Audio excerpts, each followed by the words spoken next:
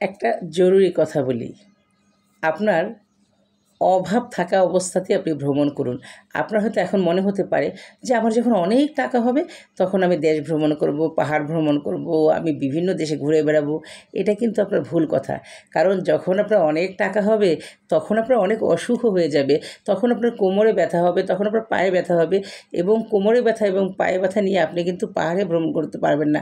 তো এখন আপনার যা কিছু আছে, এখন আপনার যতটুকু আছে ততটুকু নিয়েই আপনার ছোট, ছোট ইচ্ছেগুলো, আপনার ক্ষুদ্র, ক্ষুদ্র ইচ্ছেগুলো আপনি পূরণ করুন।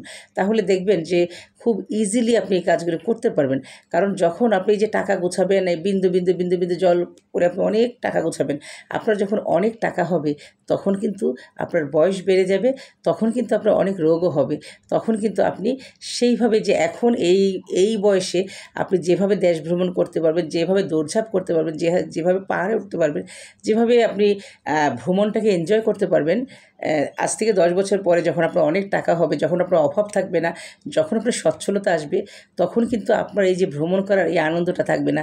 তখন আপনার কোমরে ব্যথা হবে, তখন আপনার পায়ে ব্যথা হবে, তখন আপনি প্রেশার বেড়ে যাবে, নানা ধরনের অসুখ তখন লেগে থাকবে এবং এই অসুস্থ শরীর নিয়ে তখন কিন্তু ভ্রমণ করা আপনার পক্ষে কখনোই সম্ভব হবে না এবং আপনার ক্ষুদ্র, ক্ষুদ্র ইচ্ছা, আপনার যে ইচ্ছেগুলো আপনার মনের মধ্যে আছে, সেই ইচ্ছেগুলো এখন থেকেই একটু, একটু করে পূরণ করার চেষ্টা করুন। এখন যদি আপনার ইচ্ছেগুলো পূরণ করতে না পারেন, তাহলে আজ থেকে 10 বছর পরে, 15 বছর পরে, 20 বছর পরে যখন আপনার প্রচুর টাকা হবে, তখন কিন্তু আপনার এই ইচ্ছেগুলো থাকবে না, ইচ্ছেগুলো মরে যাবে। আপনার তখন অনেক টাকা হবে, আপনার সচ্ছলতা হবে, কিন্তু আপনার ঘুরে বেড়ানোর যে আনন্দ, সেই আনন্দটা তখন থাকবে না এবং আপনার ভিতরে যে প্রাণ চাঞ্চল্য, সেই জিনিসটাও কিন্তু থাকবে না। আমাদের বয়স যত বাড়বে ততই কিন্তু আমাদের আনন্দটা কমে যাবে এবং আমাদের শারীরিক মানে অসুস্থতা কিন্তু ডে বাই ডে বাড়তেই থাকবে। সো এই আপনি এখন বর্তমানে অভাবে আছেন, আপনার টাকা পয়সা নেই, এই অভাবের মধ্য থেকে অল্প অল্প করে আপনার ক্ষুদ্র ক্ষুদ্র চাহিদাগুলো পূরণ করুন, ছোট্ট ছোট্ট স্বপ্নগুলো পূরণ করুন। আপনার যদি কোথাও ঘুরতে যেতে ইচ্ছা করে, কোথাও বেড়াতে যেতে ইচ্ছা করে, আপনি এখনই যান। কিন্তু এই যে 10 বছর পরে টাকা গুছাবেন, টাকা জমিয়ে তারপরে যাবেন, তখন কিন্তু সেটা হবে না। তখন এই ইচ্ছা আগ্রহ থাকবে না এবং নানা রকম শারীরিক জটিলতা আপনি ভুগবেন। তখন চাইলেও আপনি আপনার সেই ইচ্ছেগুলো পূরণ করতে পারবেন না।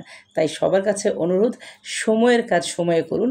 যখন আপনার পর্যাপ্ত সময় থাকবে, আপনার টাকা পয়সা না থাকুক, টাকা পয়সা কম আছে, এই কম টাকার মধ্যে গুছিয়ে নিয়ে নিজের ছোট ছোট ইচ্ছেগুলোকে পূরণ করুন। কারণ যখন আপনার প্রচুর টাকা হবে তখন এই ইচ্ছেগুলো থাকবে না। যেমন উদাহরণস্বরূপ দেখেন, ছোটোবেলায় একটা আইসক্রিমের জন্য আমরা কেমন করতাম, কত হাপিত্তেশ করতাম। সেই আইসক্রিমের হাহাকারটা কি এখন আমাদের মধ্যে আছে? বয়সের সাথে সাথে আমাদের ইচ্ছেগুলো চেঞ্জ হয়, আমাদের ভালো লাগাগুলো চেঞ্জ হয়, ভালো লাগার পরিবর্তন ঘটে। সো যখন আপনার যে কাজটা করতে ইচ্ছে করে সেই মুহূর্তে সেই কাজটা করুন। কারণ এই যে এখন যতটা ভালো লাগা নিয়ে এই কাজগুলো করছেন, আর 2 দিন পরে কিন্তু সেই কাজগুলো করতে আপনার এতটা ভালো লাগবে না, আপনি করতে পারবেন না। বিভিন্ন রকম শারীরিক জটিলতা এসে হাজির হবে। সো অভাব থাকতেই ভ্রমণ করুন, অভাব থাকতেই আপনার ইচ্ছেগুলো পূরণ করুন। সবাই ভালো থাকবেন, সবার জন্য অনেক অনেক শুভকামনা।